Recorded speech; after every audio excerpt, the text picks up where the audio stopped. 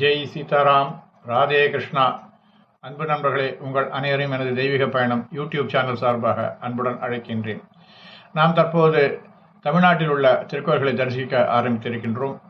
இன்றைய தினம் நாம் பார்க்க இருக்கக்கூடிய ஒரு திருத்தலமானது ஒரு கிராமத்து கோயிலாகும். தென்காசி மாவட்டம் அம்பாசமுத்திரத்திற்கு அருகே அமைந்திருக்கின்ற ஊர்காடு என்ற கிராமத்தில் அமைந்துள்ள ஒரு அழகிய கிராமத்து கோயில் அரங்கநாதர் மற்றும் லட்சுமி நரசிம்மர் குடிகொண்டிருக்கக்கூடிய ஒரு திருக்கோயிலாகும். ஊர்காடு ஜமீன் ஒரு காலத்தில் மிகவும் பிரபலமாக இருந்திருக்கின்றது. அம்பாசமுத்திரம் அருகில் உள்ள ஊர்காடு ராஜா என்றாலே திக்கெட்டிலும் பெயர் பெற்றதாக இருந்திருக்கின்றது. 18 ஊர்களையும் அவர் தன் கட்டுக்குள் வைத்து ஆட்சி செய்து வந்துள்ளார். தற்போது இந்த ஜமீன் வரலாறு வரிசைப்படி எதுவும் தெரியவில்லை. ஆனால் அந்த ஊரை சென்று பார்த்தால் அனைத்து இடங்களிலும் ஜமீன் விட்டு சென்ற ரிமைன்ஸ் என்று சொல்லப்படுகின்ற எச்சங்கள் காணப்படுகின்றன. இங்கு ஒரு காலத்தில் ஊரை சுற்றி 5 பகுதிகளிலும் தாமிரபரணி ஓடி மகிழ்ந்திருக்கின்றாள். அதற்கான சுவடுகள் இன்றும் உள்ளன. வரலாற்று சுவடுகளையும் ஆன்மீக தகவல்களையும் இந்த பகுதி மக்கள் மணிக்கணக்காக பேசிய வரலாறுகள் நிறைய இருக்கின்றன. ஊர்காட்டில் இருந்த பட்டத்து அரண்மனை கோயில், அரண்மனை பூஜை அரண்மனை உள்ளிட்ட 5 அரண்மனைகள் இருந்திருக்கின்றன. இதில் கோவில் அரண்மனை மட்டும் தற்போது இருந்து வருகிறது. மற்ற அரண்மனைகள் எல்லாம் தரைமட்டமாகிவிட்டன. சுமார் 20 வருடங்களுக்கு முன் இந்த அரண்மனைகளை கட்டிடங்களை இடித்து எண்ணற்ற மரச்சாமான்களை கொண்டு சென்றிருக்கிறார்கள். இந்த இடத்தில் 1-2 இடத்தில் கூட அரண்மனை இருந்ததற்கான சுவடுகள் காணாமல் போய்விட்டது. இங்கு உள்ள அரங்கநாதர் மற்றும் லட்சுமி நரசிம்மர் திருக்கோயில் பற்றி தான் இந்த பதிவில் நாம் பார்க்க இருக்கின்றோம். பொருணை என்று அழைக்கப்படுகின்ற தாமிரபரணி ஆற்றின் அக்கறையில் அரங்கநாதர் மற்றும் லட்சுமி நரசிம்மர் திருக்கோயில் அமைந்திருக்கின்றது. செழித்து ஓடும் ஆறும் அதனை சுற்றியுள்ள வயல்களுக்கான செழுமையான பகுதிகளும் நம்மை கவர்ந்து இழுக்கின்றன. இதனிடையே கோயில் கொண்டுள்ளார்கள் அரங்கநாதர் மற்றும் நரசிம்மர். இயற்கை சூழலில் மத்தியில் அமைந்திருக்கின்ற ஒரு கிராம திருக்கோயில் இதுவாகும். அம்பாசமுத்திரத்திலிருந்து 3 கிலோமீட்டர் தொலைவில் அமைந்திருக்கின்றது இந்த திருக்கோயில். அம்பாசமுத்திரத்திலிருந்து ஆட்டோ மூலமாக இந்த இடத்திற்கு வரலாம். ஆற்றின் அக்கறையில் இருந்து நீரில் மகிழ்ச்சியுடன் கடந்து அக்கறையை சென்றோமேயானால் அரங்கநாதன் லட்சுமி நரசிம்மரை அழகாக தரிசிக்கலாம். முழங்காலுக்கு மேலே வரை நீர் ஓடிக்கொண்டிருந்த சமயத்தில் தான் நான் அந்த ஆற்றினை கடந்து அக்கறையில் உள்ள அரங்கநாதர் மற்றும் லட்சுமி நரசிம்மரை தரிசனம் செய்தேன். அதிக ஆடம்பரங்கள் அற்ற ஒரு சிறிய திருக்கோயிலாகும் இது. இங்கே லட்சுமி நரசிம்மர், அரங்கநாதர், ராமானுஜர், ஆஞ்சநேயர் ஆகியோர்களுக்கு சன்னதிகள் உள்ளன. கோயிலுக்கு முகப்பு கோபுரம் எதுவும் கிடையாது, சுற்றுச்சோறும் எதுவும் கிடையாது. அந்த சன்னதிகளை தாண்டி வெளியே வந்தோமேயானால் வெளியே வெட்ட வெளியில் ராமானுஜரும் நரசிம்மரும் சிலை வடிவத்தில் நமக்கு காட்சி தருகின்றார்கள். இங்குள்ள அர்ச்சகரை விசாரித்ததில் அந்த திருக்கோயில் பற்றிய ஸ்தல வரலாறு அவருக்கு தெரியவில்லை. ஆனால் இந்த திருக்கோயில் பல நூற்றாண்டுகளுக்கு முன்பு கட்டப்பட்டது என்று நம்மால் யூகிக்க முடிகிறது. நாம் சென்றிருந்த சமயம் திருப்பணிகள் நடந்து கொண்டிருந்தன.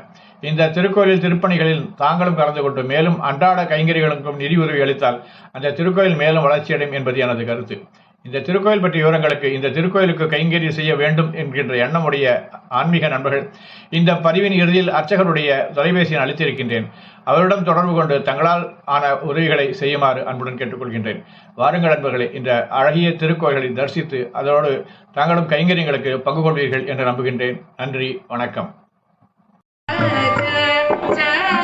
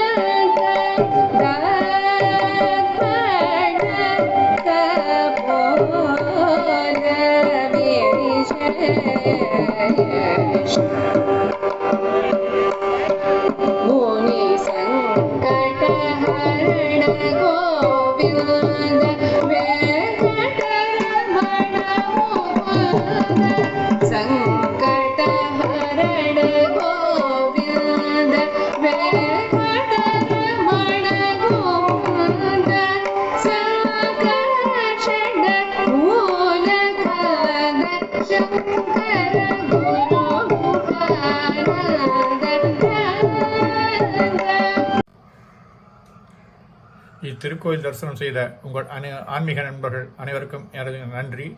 மீண்டும் ஒரு புதிய தரிசனத்தில் தங்களை காண விழைகின்றேன்.